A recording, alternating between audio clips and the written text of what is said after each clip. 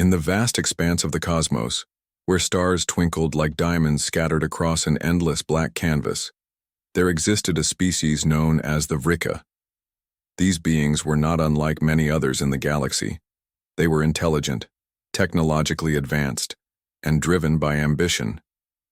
For centuries, the Vrika had explored space, conquering weaker civilizations and harvesting resources to fuel their ever-expanding empire. To them, domination was second nature. They believed themselves to be superior, destined to rule over lesser life forms. But little did they know that their arrogance would soon lead them to confront something far more dangerous than anything they had encountered before. The Vrika's attention turned toward a small blue planet orbiting a yellow star at the edge of one of the galaxy's spiral arms. This world, called Earth by its inhabitants, appeared unremarkable at first glance. It lacked the towering cities or sprawling energy grids typical of advanced civilizations. There were no orbital defense systems, no visible fleets guarding its skies. From afar it seemed peaceful, almost primitive. Yet what caught the Vrika's interest was the sheer vibrancy of the planet. Its lush green continents, shimmering oceans, and swirling white clouds hinted at abundant resources waiting to be exploited. As the Vrika leadership convened aboard, their massive mothership, the Obsidian Claw, they debated whether this new discovery warranted an invasion. Some argued that Earth's apparent lack of interstellar technology made it an easy target. Others cautioned against haste, pointing out that appearances could be deceiving. After all, history was filled with examples of seemingly harmless species, turning out to be surprisingly resilient.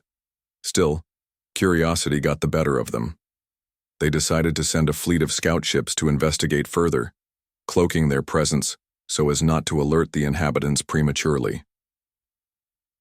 The Vrika scouts arrived, stealthily at the edge of Earth's solar system, their sleek vessels blending seamlessly into the void of space. As they approached the planet, their sensors picked up strange signals emanating from Earth's surface. Radio waves, satellite transmissions, and even faint traces of nuclear activity. The data intrigued the Vrika scientists. How could such a primitive-looking civilization possess knowledge of atomic energy? Was this evidence of hidden sophistication, or merely coincidence?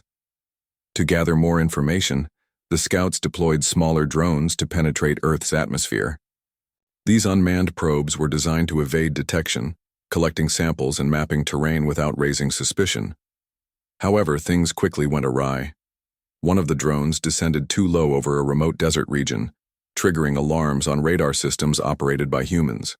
Within minutes, fighter jets scrambled into the air, intercepting the intruder.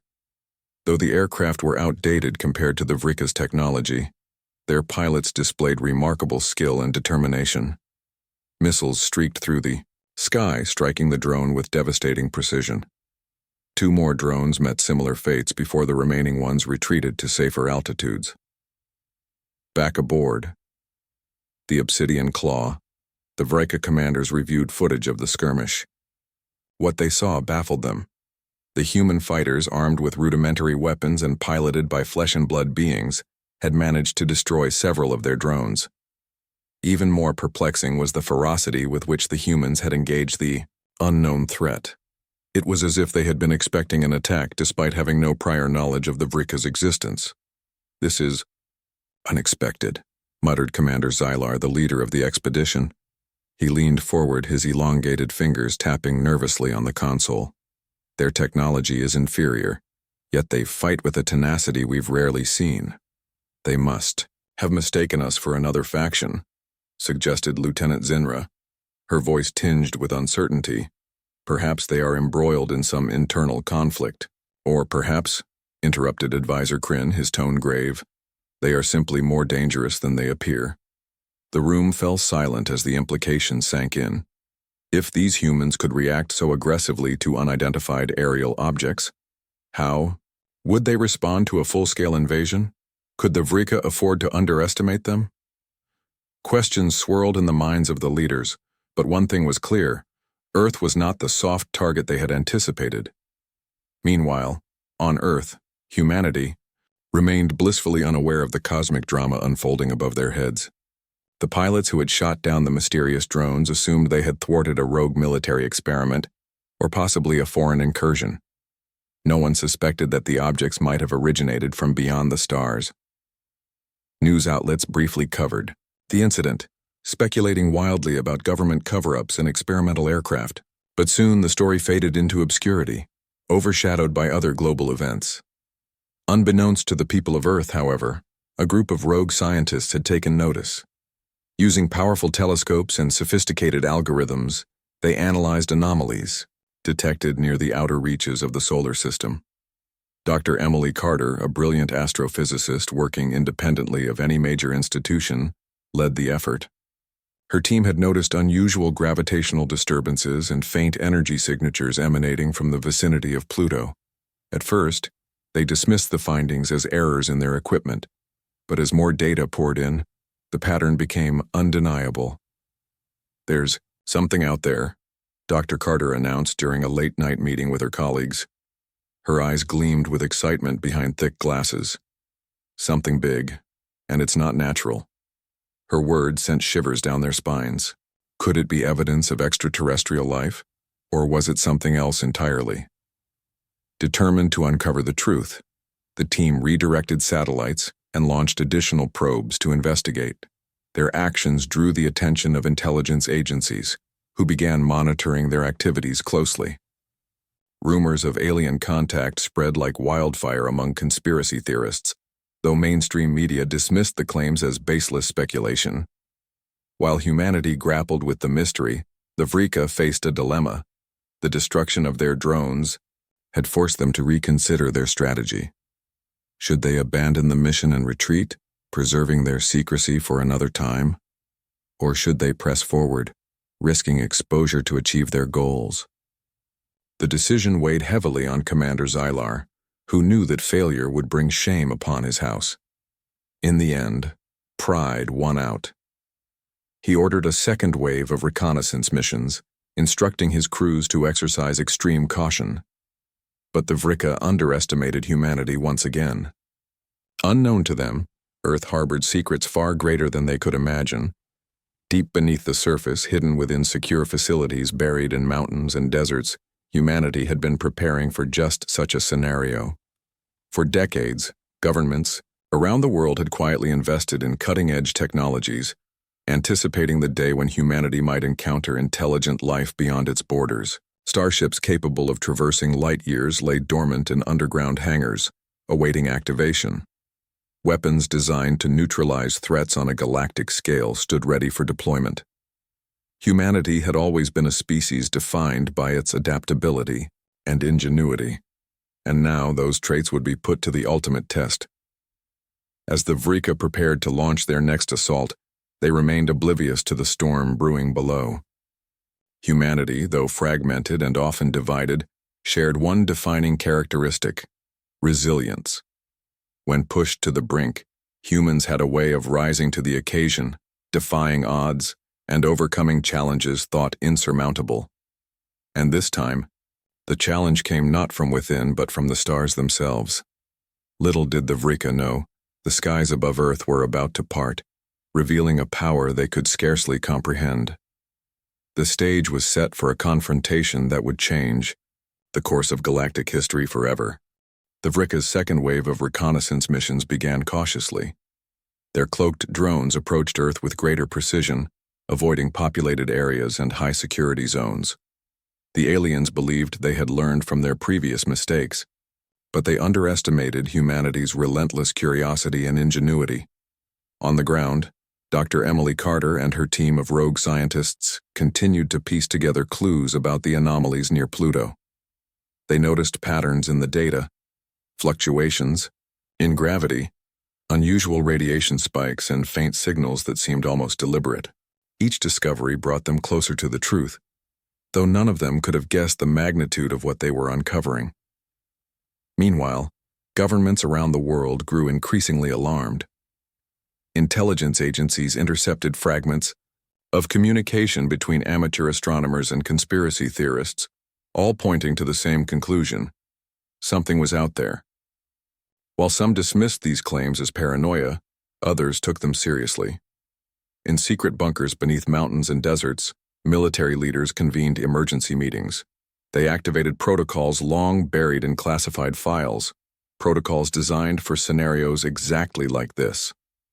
Humanity's hidden arsenal of advanced technology, developed over decades in anticipation of extraterrestrial contact, began to stir. The Vrika, however, remained confident in their superiority. Their drones gathered valuable intelligence, mapping Earth's surface and analyzing its infrastructure. What they found puzzled them. Humanity's cities sprawled chaotically, connected by networks of roads and railways. Their machines roared across land, sea, and sky, powered by fossil fuels. And electricity, to the Vrika, it seemed inefficient, even primitive. Yet interspersed among these mundane structures were signs of technological brilliance. Satellites orbited the planet, relaying communications and monitoring weather patterns. Nuclear power. Plants hummed quietly, generating energy on a scale that rivaled some of the Vrika's own facilities. And then there were the weapons. Enormous stockpiles of bombs capable of leveling entire cities, remnants of a dark chapter in human history. Commander Xylar studied the reports with growing unease. "They've split the atom," he muttered, during a briefing aboard the Obsidian Claw. "And yet they use it not just for destruction but for energy. How is this possible?" "They're unpredictable," replied Lieutenant Zinra, her voice tinged with frustration. "One moment they seem primitive. The next, they display capabilities far beyond what we expected." Advisor Kryn leaned forward, his expression grim. "Perhaps unpredictability is their strength. They adapt, they evolve, and they fight. Not just to survive, but to dominate." Xylar clenched his jaw. He realized now that humanity was not just another species to be conquered. These beings possessed a unique combination of traits: aggression, intelligence, and an insatiable drive to push boundaries. If provoked, they could become a formidable adversary. But retreat was unthinkable. The Vrika prided themselves on their conquests, and failure was not an option. As the days passed, tensions escalated. One of the Vrika drones ventured too close to a military installation in Eastern Europe. Its cloaking device malfunctioned briefly, allowing radar systems to detect its presence. Alarms blared, and fighter jets scrambled into the air once again. This time, the humans were better prepared. Equipped with experimental missile technology, the pilots unleashed a barrage of attacks, forcing the drone to retreat. Though it escaped unscathed, the encounter left the Vrika shaken. For the first time, they began to question whether humanity might pose a genuine threat. Back on Earth, public awareness of the situation remained limited. Governments worked tirelessly to suppress information, fearing mass panic if word of alien activity spread. However, whispers of strange occurrences reached the ears of journalists and bloggers. Videos surfaced online showing streaks of light, moving erratically across the sky, accompanied by claims of unidentified flying objects. Some dismissed these as hoaxes or natural phenomena, but others sensed that something extraordinary was happening. Dr. Carter and her team made a breakthrough. By cross-referencing satellite imagery with deep space telescope observations, they identified clusters of objects lurking near Pluto. These objects were too large and too organized to be asteroids or comets. "It's a fleet," Dr. Carter concluded, her voice trembling with both excitement and dread. "An alien fleet." Her findings reached the highest levels of government, prompting immediate action. Military commanders ordered additional satellites into orbit, equipped with advanced sensors capable of detecting cloaked vessels. At the same time, engineers activated dormant facilities housing humanity's greatest secret: star destroyers. These massive ships, decades in the making, represented humanity's ultimate insurance policy against extraterrestrial threats. Hidden beneath layers of rock and reinforced steel, they emerged from their underground hangars one by one, ascending into the atmosphere with a thunderous roar. The Vrika watched in stunned silence as the skies above Earth parted. Massive structures materialized seemingly out of nowhere, dwarfing their own vessels. Each star destroyer stretched hundreds of kilometers in length, bristling with weaponry far beyond anything the Vrika had ever encountered. Plasma cannons glowed ominously along their hulls, while railguns capable of firing projectiles at relativistic speeds lined their decks. The sight sent waves of terror through the Vrika command structure. How had humanity concealed such power? Why had they waited until now to reveal it? On board the flagship Aegis, Admiral Elena Vasquez stood tall, her sharp features illuminated by the glow of holographic displays. She had spent her career preparing for this moment, drilling crews and refining strategies based on speculative warfare against unknown enemies. Now she faced the reality of her training. "They thought we were weak," she said, addressing her officers. "They made a grave mistake." With a single command, humanity launched its counteroffensive. The Star Destroyers unleashed barrages of plasma fire, obliterating several Vrika scout ships within seconds. The aliens, caught completely off guard, scrambled to respond. Their smaller vessels attempted evasive maneuvers, but the humans' targeting systems were unparalleled. Precision-guided missiles homed in on their targets, tearing through shields and armor alike. Explosions lit up the void of space as the Vrika fleet crumbled under the onslaught. Commander Xylar watched helplessly as his forces were decimated. "Retreat!" he shouted, his voice cracking with desperation. "Fall back to the mothership!" But even retreat proved futile. The Star Destroyers pursued relentlessly, their engines blazing trails of blue fire across the cosmos. Humanity's dominance was absolute, their victory swift and decisive. Within minutes, the surviving Vrika ships fled toward the outer edges of the solar system, leaving behind a trail of debris and unanswered questions. As the dust settled, humanity broadcast a message across the galaxy in every known frequency. The transmission featured footage of the battle, showcasing the sheer might of Earth's Star Destroyers. A calm, authoritative voice echoed through the stars. "To whoever dares threaten our home, we will find you, and we will end you." The message served as both a warning and a declaration. Humanity had stepped onto the galactic stage, and it would not tolerate hostility. News of the confrontation spread rapidly among neighboring star systems.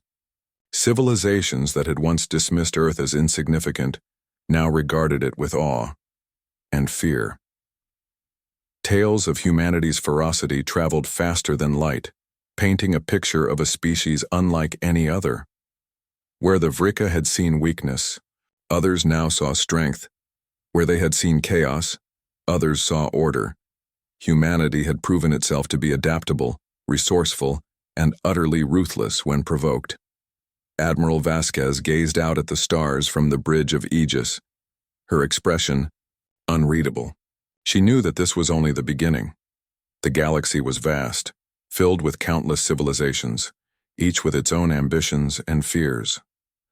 Humanity's emergence as a dominant force would ripple through the cosmos, reshaping alliances and igniting conflicts. But for now, they had achieved their goal, protecting Earth. "Let this serve as a lesson," Vasquez whispered to herself, her eyes reflecting the cold light of distant suns. "Challenge us, and you will regret it." Far away, aboard the Obsidian Claw, Commander Xylar stared at the wreckage of his fleet. His pride had led him to underestimate humanity, and now he paid the price. As the surviving ships limped back toward their homeworld, he vowed revenge. But deep down, he feared it might already be too late. The galaxy had changed forever, and humanity was no longer a passive observer. It was the apex predator, ready to strike at any who dared challenge its supremacy. The aftermath of humanity's victory over the Vrika fleet reverberated across the galaxy like a shockwave. News of Earth's unexpected retaliation spread rapidly, carried by the same signals the humans had broadcast during their declaration of power. Civilizations light years away listened in awe and terror as they watched footage of the battle. Humans wielding weapons far beyond what anyone thought possible, obliterating an advanced alien force with precision and efficiency. For many species, this revelation was both thrilling and unsettling. Humanity had revealed itself not as a primitive race on the brink of discovery, but as a calculated, ruthless predator capable of defending its territory at any cost. On board, Aegis Admiral Elena Vasquez stood silently on the bridge, her mind racing with thoughts about what came next. The initial victory had been swift, but she knew it wasn't enough. The Vrika still existed, their homeworld remained untouched, and their empire stretched across multiple star systems. Retreating now would only give them time to regroup, rebuild, and plan another attack. Humanity couldn't afford to wait for the enemy to strike again. They needed to take the fight directly to the Vrika. Vasquez called a meeting with her senior officers. Holographic displays flickered to life around the table, showing maps of the galaxy overlaid with data collected from the captured Vrika drones. "We've got their coordinates," Vasquez said firmly, pointing to a cluster of stars near the edge of explored space. "This is where they come from, their homeworld. If we let them recover, they'll come back stronger. We can't allow that." "But Admiral," interjected Captain Marcus Reed, his brow furrowed with concern, "we're talking about traveling deep into uncharted territory. We don't know what else is out there. What if we run into reinforcements? Or worse, other hostile species?" "That's a risk we have to take," Vasquez replied without hesitation. Her voice softened slightly as she added, "Look, I'm not saying this will be easy, but think about it. If we act now, while they're weak and disorganized, we might end this threat once and for all. If we hesitate, we leave ourselves vulnerable." The room fell silent as the weight of her words sank in. Humanity had always been defined by its ability to adapt, to push forward despite uncertainty. Now faced with the greatest challenge in its history, there was no turning back. After a moment of deliberation, the officers nodded in agreement. The decision was made. Humanity would pursue the Vrika to their homeworld and finish what had been started. Into the unknown preparations began immediately. Engineers worked tirelessly to retrofit the Star Destroyers with technology salvaged from the downed Vrika vessels. Reverse engineering the alien tech proved challenging, but humanity's brightest minds rose to the occasion. Within weeks, they had developed faster-than-light drives capable of carrying the fleet vast distances in mere days. Weapon systems were upgraded, shielding enhanced, and communication arrays expanded to ensure coordination across the fleet. As the ships prepared to leave Earth's orbit, millions of people watched live broadcasts of the departure. Cities paused as towering Star Destroyers ascended into the sky, their engines roaring like thunder. It was a moment of unity for humanity, a collective realization that Earth was no longer alone in the universe, and that survival depended on strength, courage, and resolve. Messages of support poured in from every corner of the globe, urging the crew to protect their home no matter the cost. The journey through space was unlike anything humanity had experienced before. Starfields stretched endlessly beyond the viewport, windows shimmering with colors never seen on Earth. Strange cosmic phenomena, nebulae glowing like ethereal clouds, black holes distorting light into spirals, filled the void with beauty and mystery. Yet beneath the awe-inspiring sights lay tension. Every jump through hyperspace brought them closer to the unknown, and the possibility of encountering new threats loomed large. Along the way, the fleet encountered remnants of the Vrika Armada, scattered ships fleeing toward their homeworld. Some attempted to engage the humans, but they were quickly overwhelmed. Each skirmish reinforced the crew's confidence, proving that humanity's Star Destroyers were unmatched in firepower and strategy. Still, Vasquez reminded her officers to stay vigilant. "Don't get cocky," she warned during one briefing. "We may have the advantage now, but arrogance has a way of biting you." Back, Reagan First Contact. Beyond Earth, as the fleet ventured deeper into the galaxy, humanity encountered other civilizations for the first time. Some species welcomed the newcomers cautiously, intrigued by their boldness and technological prowess. Trade agreements were proposed, alliances discussed. Others reacted with fear, recalling tales of the Vrika's brutality and assuming humanity must be similar. When confronted by these wary beings, Vasquez ordered her ships to maintain a peaceful posture unless provoked. "We're here to protect Earth, not conquer others, she told her crew. But make no mistake, if anyone threatens us, they'll face the same fate as the Vrika. One such encounter occurred with the Xenari, a peaceful aquatic species living on a water-covered planet. The Xenari had heard rumors of humanity's triumph over the Vrika and sought to learn more. Through painstaking translation efforts, the two species exchanged knowledge and stories. The Xenari expressed gratitude for humanity's intervention, explaining how the Vrika had plundered their oceans for resources decades earlier. In return, they offered valuable information about the Vrika homeworld, including details about its defenses and vulnerabilities. "These creatures are predators," said the Xenari ambassador, his translucent form rippling as he spoke. "They see weakness and exploit it. But your kind, you are different. You fight not just to survive, but to protect. That is rare in this galaxy." Vasquez nodded solemnly. "Thank you for your trust. Know this. If the Vrika ever return, we won't let them harm you again." Arrival at the Vrika homeworld. Finally, after weeks of travel, the fleet reached the outskirts of the Vrika system. The sight of their homeworld filled the crew with a mix of anticipation and dread. The planet was a barren wasteland, its surface scarred by centuries of industrial exploitation. Massive factories dotted the landscape, belching smoke into the atmosphere, while orbital stations bristled with weapons. Clearly, the Vrika hadn't anticipated an invasion. They had focused all their efforts on expansion, leaving their own backyard poorly defended. Admiral Vasquez issued an ultimatum via subspace transmission. Surrender unconditionally. Dismantle your military and submit to Earth's oversight. Failure to comply would result in total annihilation. The message echoed ominously through the Vrika command centers, sparking panic among their leaders. Commander Xylar, humiliated by his earlier defeat, refused to yield. "We will defend our world to the last drone," he declared, rallying his remaining forces for one final stand. What followed was a brutal siege. Humanity's star destroyers unleashed devastating barrages of plasma fire, targeting key installations and crippling the Vrika's infrastructure. Fighter squadrons swarmed the skies, engaging enemy ships in dogfights that lit up the atmosphere with explosions.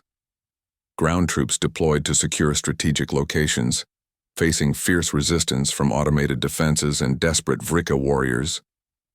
For weeks, the battle raged on. Cities burned, continents shattered, and entire ecosystems collapsed under the strain of war. Despite their determination, the Vrika could not match humanity's superior tactics and firepower. One by one, their defenses crumbled until nothing remained but ruins.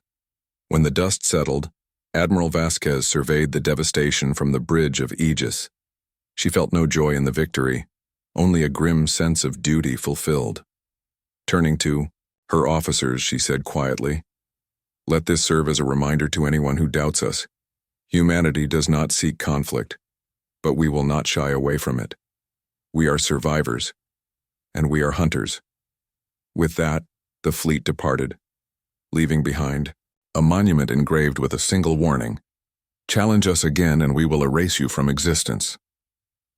The destruction of the Vrika homeworld marked a turning point not just for humanity, but for the entire galaxy.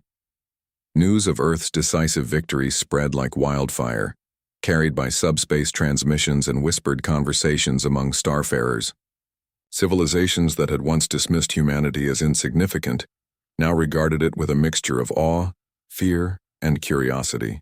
The message left behind on the shattered ruins of the Vrika capital, a stark warning etched into a monolith, became a symbol of humanity's resolve. It was clear to all who heard the tale. Earth was no longer a passive observer in the galactic theater. It had claimed its place as a dominant force, one that would not tolerate threats to its existence. Admiral Elena Vasquez stood aboard Aegis, gazing out at the stars through the bridge's panoramic viewport.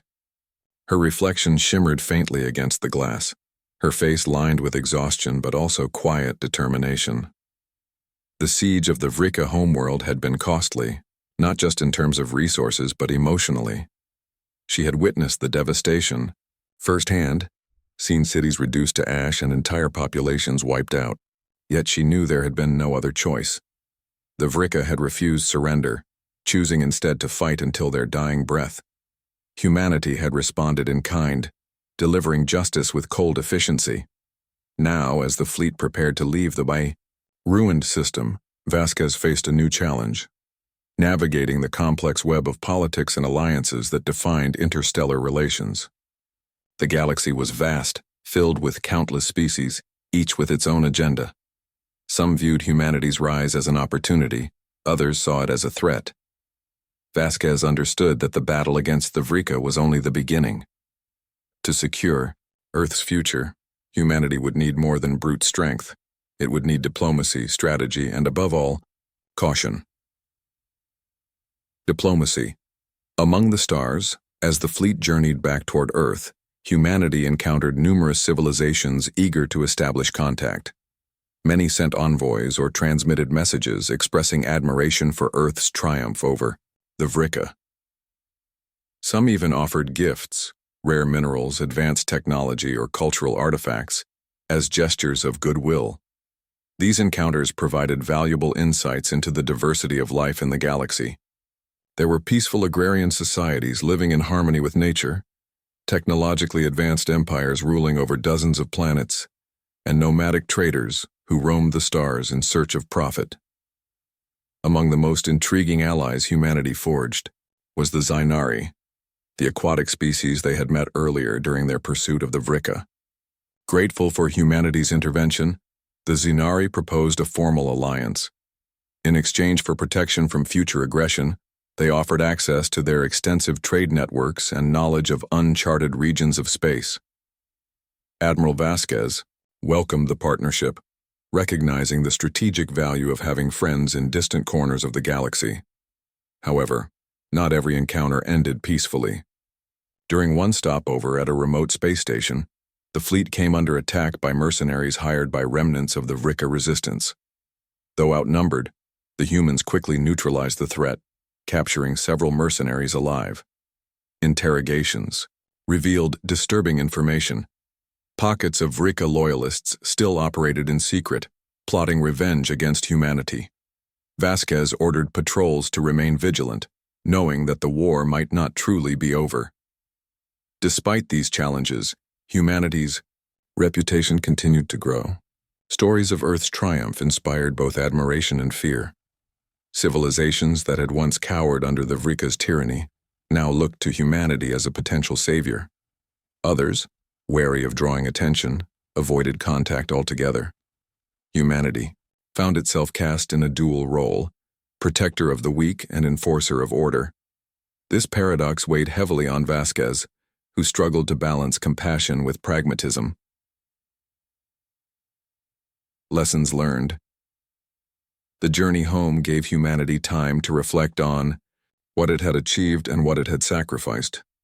For centuries, Earth's nations had squabbled over borders, ideologies, and resources, often tearing themselves apart in the process. But facing an extraterrestrial threat had united them in ways no one could have predicted.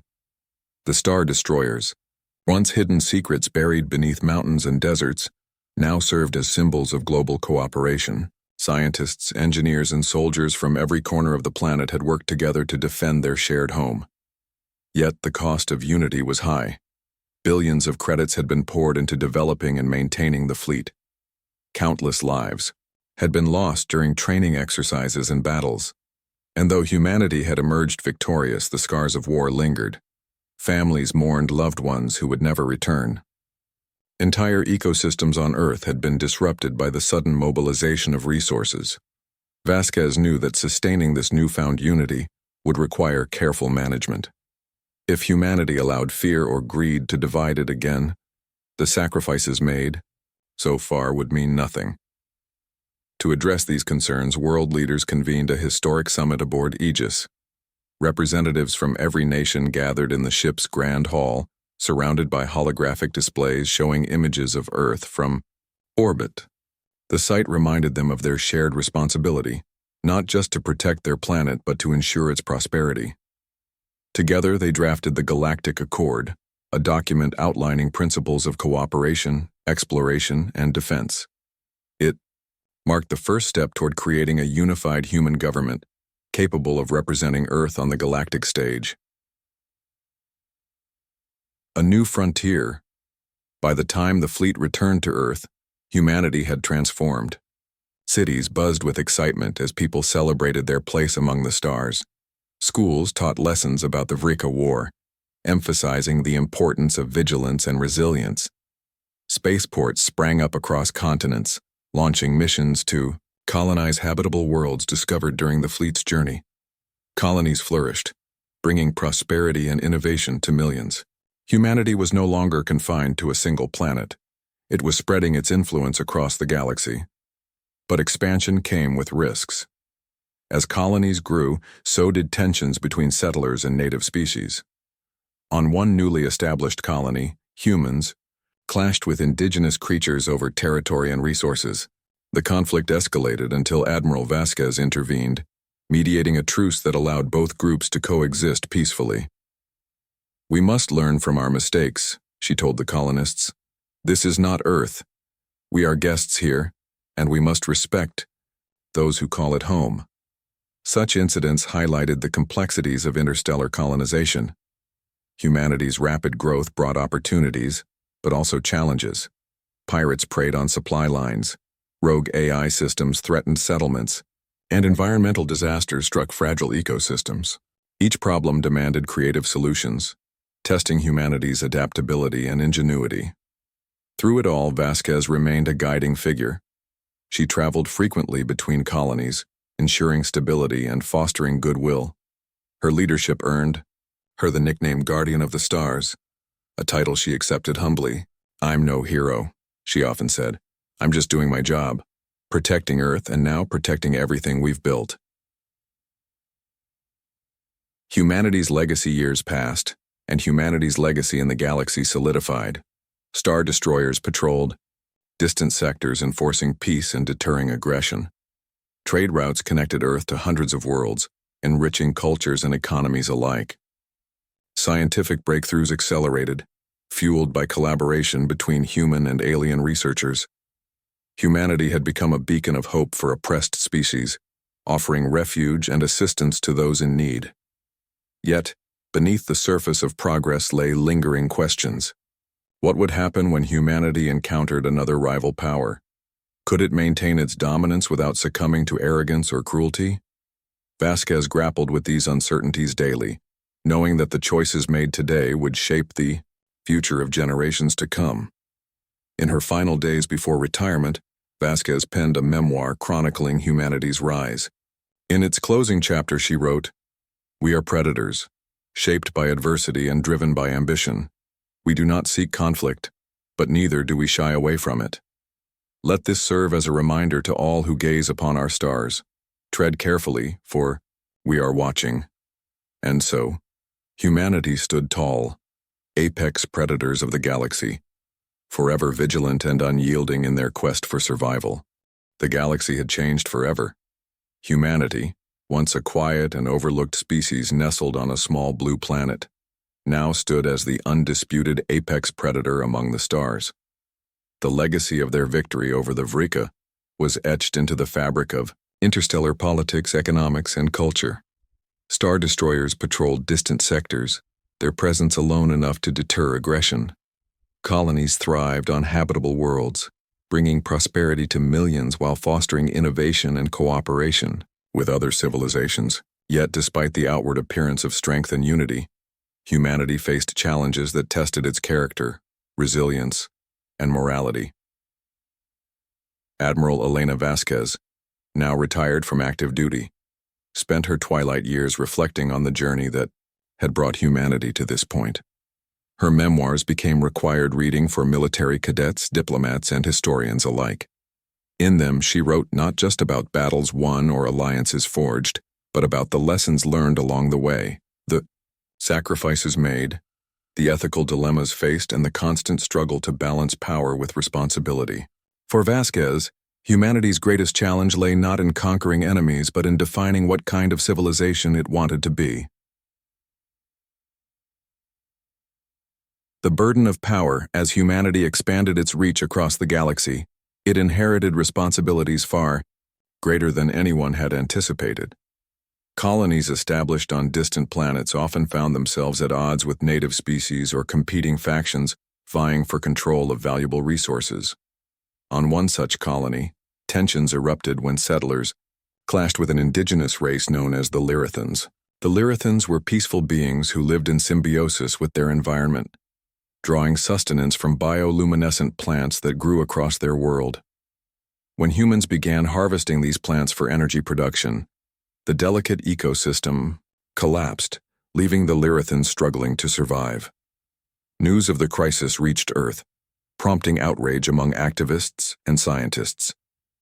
Admiral Vasquez, though retired, was called upon to mediate the conflict. Arriving on the colony, she met with both human leaders and Lyrathan elders. The situation was dire, mistrust ran deep, and emotions flared on both sides. Vasquez listened, patiently, absorbing the grievances of each party before proposing a solution. She suggested implementing strict environmental regulations to protect the remaining bioluminescent plants, while introducing alternative energy sources developed by human engineers. To ensure compliance, she stationed monitors, composed of both humans and Lyrathans, to oversee operations jointly. The resolution was imperfect, but it worked. Over time, trust began to rebuild, and the colony flourished under a new model of coexistence. Vasquez saw this incident as a turning point, a reminder that humanity's dominance came with obligations. "We are not conquerors," she told the settlers during her final address. "We are stewards. If we fail to respect the lives and lands we encounter, we risk becoming no better than those we fought against." Shadows of the past. Despite humanity's newfound status, the specter of the Vrika loomed large. Though their empire had been dismantled, pockets of resistance still lingered in the darkest corners of the galaxy. Rogue warlords claiming descent from the Vrika elite launched sporadic attacks on human outposts, seeking revenge for the destruction of their homeworld. These skirmishes were minor compared to the full-scale war humanity had waged, but they served as a chilling reminder that hatred could endure long after defeat. One such attack occurred on a remote mining station orbiting a gas giant. The facility, manned by a skeleton crew, was unprepared for the sudden assault. Mercenaries armed with stolen Vrika technology overwhelmed the defenders, seizing control of the station. Their goal was simple: capture hostages and demand ransom in exchange for their release. When news of the attack reached Earth, Admiral Vasquez volunteered to assist in the rescue mission despite her retirement. Boarding Aegis. Once again, she coordinated a daring counteroffensive. Using cloaking devices reverse-engineered from Vrika tech, a team of commandos infiltrated the station undetected.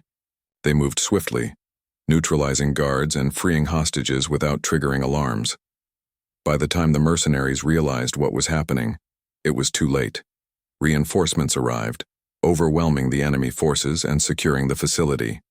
Vasquez addressed the rescued crew after the battle, her voice steady yet compassionate. "You showed courage today," she said. "But remember, we cannot afford complacency. The Vrika may be gone, but their shadow remains. Stay vigilant." Dursumbrer. A galaxy transformed humanity's influence extended beyond military might and colonization efforts. Its culture, ideas, and innovations spread throughout the galaxy, reshaping societies in ways both subtle and profound. Music, art, and literature from Earth gained popularity among alien species, offering glimpses into the human experience. Scientists collaborated across species lines, sharing knowledge and advancing fields like medicine, engineering, and astrophysics. Even language barriers began to dissolve, thanks to universal translators powered by quantum computing. Yet, not everyone welcomed humanity's rise.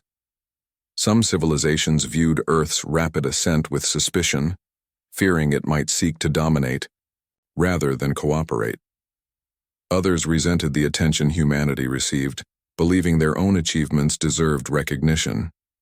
Tensions occasionally boiled over, resulting in diplomatic standoffs or minor conflicts. But more often than not, cooler heads prevailed.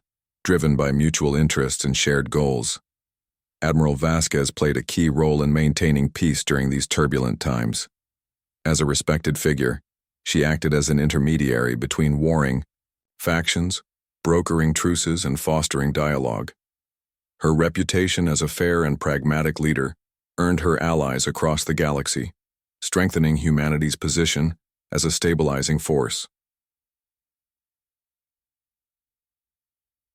Reflections on humanity's place. In her final days, Vasquez returned to Earth, settling in a quiet coastal town where she could watch the waves crash against the shore. She spent hours gazing at the night sky, marveling at how far humanity had come since those first tentative steps into space. From primitive rockets to star destroyers, from isolated nations to a united galactic power, the journey had been nothing short of extraordinary. But Vasquez also knew that humanity's story was far from over. New challenges awaited, some predictable, others unimaginable. Would humanity continue to grow wisely, using its power responsibly? Or would arrogance and greed lead it down a darker path? These questions haunted her, even as she took pride in what had been achieved. On a crisp autumn evening, Vasquez sat on the porch of her seaside home, penning the last entry in her journal. Her handwriting, though shaky with age, remained firm and deliberate. "We are predators," she wrote, echoing words spoken years earlier.